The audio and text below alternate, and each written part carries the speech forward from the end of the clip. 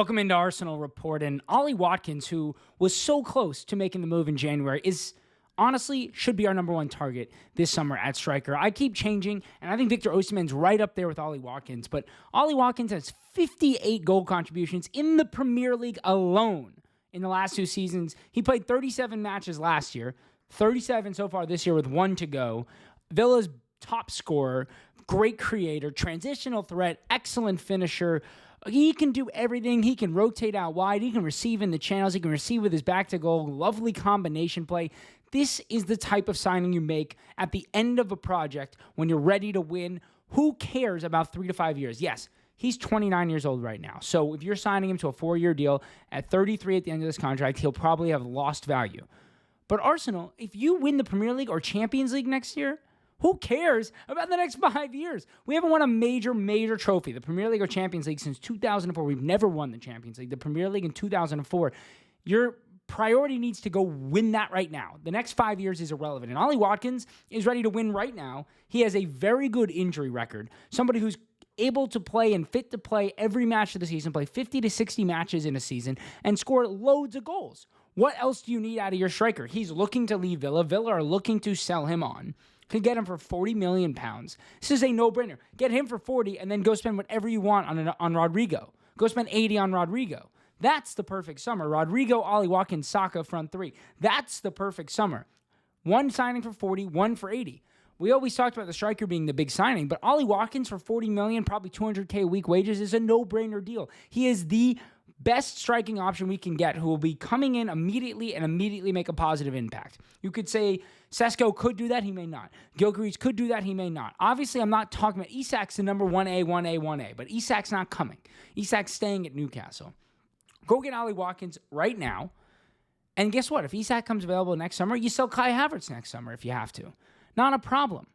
Kai Havertz's value is going to be fine. Yes, we bought him for 65. You probably sell him for 40, 45. Go to Madrid, go to Atletico, a club like that. Go to Bayern Munich. Yeah, I could see any of those. Go back to Leverkusen. Could see any of those happening for Kai Havertz in a year. So go get Olly Watkins right now. Make him the main striker for next year. And if Isak becomes available in 26, you'll get Isak next year.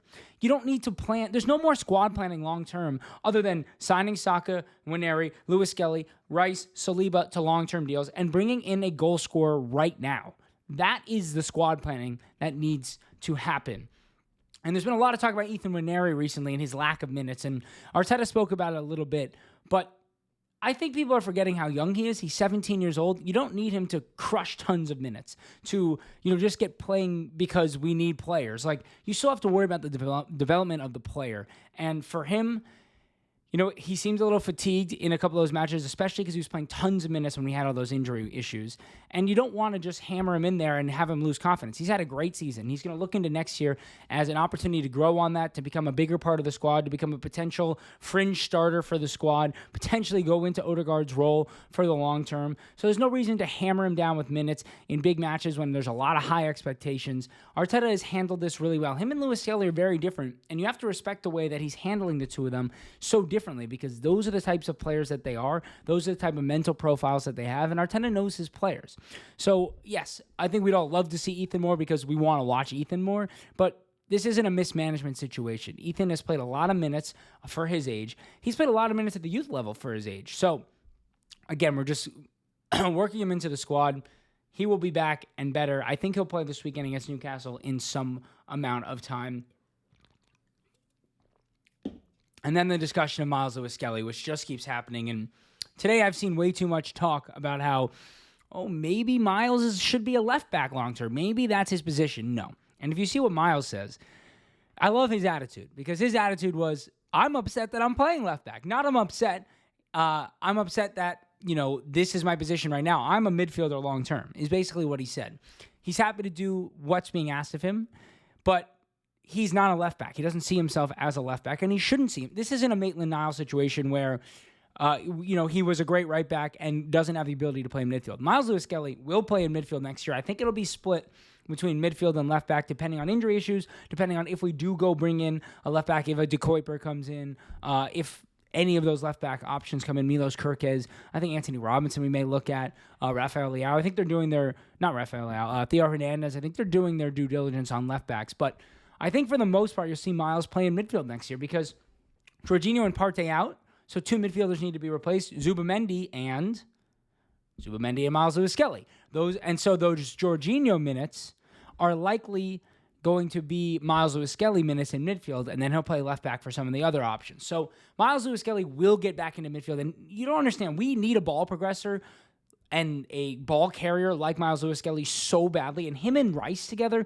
would be next level. The two of them both are incredible ball carriers, really good shielding, never lose the ball, great progressors, know how to dictate a game. The two of them together is going to be, I feel bad for any team you go against. This can be the best midfield in the world in the next couple of years. And once you add Dalman and Nwaneri as the number 10s ahead of them, or if we end up getting into the conversation for Florian Wirtz or a player of that level, Arda Güler in the future potentially, it's a really scary hour for the rest of the world. And lastly, looking ahead to the weekend, we've got Newcastle. It's a massive match. It's only massive, and we do want to finish second at this point. That is what there is to look forward to. We've got Villa now 2 points behind us. We have a game in hand. We have obviously Newcastle. If Newcastle comes to the Emirates and win, they jump us. City could win if we lose and jump us. So obviously, we want to finish second. Got to get at least a point, but 3 points is necessary. Marino, obviously, on that red card, so he won't be in. Trossard, I'm not sure. Kai Havertz might return. I'd go Martinelli center forward here, and potentially Calafiori on the left wing, or Tierney or Zinchenko on the left wing. I think you could see Ethan Nwaneri on the left wing. I do not want to see Sterling at all. I'd like to see Ethan get a start. Ethan false 9 potentially would be not so bad. So listen, it's a big match on the weekend. Newcastle's, become a bit of a rival or a bogey team for us in a lot of ways, and I hope the fans are up for it, because obviously it doesn't mean anything towards a trophy, but you'd like to come in second, because it'll be unbearable on Twitter or on X all summer if we don't even finish second after this year. And it'd be great to see Kai play. Saka's had a kind of a tough run of games. I think he's still not fully fit coming back from that injury, so I'd like to see these guys get out there and play some free-flowing football and get 3 points. Newcastle are going to be, playing hard. It means a lot more to them. They're still fighting for a Champions League spot. Obviously, we have Southampton on the final day, which should be an easy 3 points, which should secure our Champions League spot. But you don't want it to come down to that. You don't want these guys to have to go out there against Southampton and need 3 points to make the Champions League. So let's get the 3 points against Newcastle at home. You couldn't ask for much more. We're at home. We're going to have almost everyone fit except for Marino. I think Trossard will be fit, but I'd still go Martinelli center forward. And, as much as I don't want it to be a huge match, it is in a lot of ways. So thanks for watching Arsenal Report. Make sure to subscribe to the channel. Daily videos covering transfers, current squad analysis, youth development, the whole 9 yards.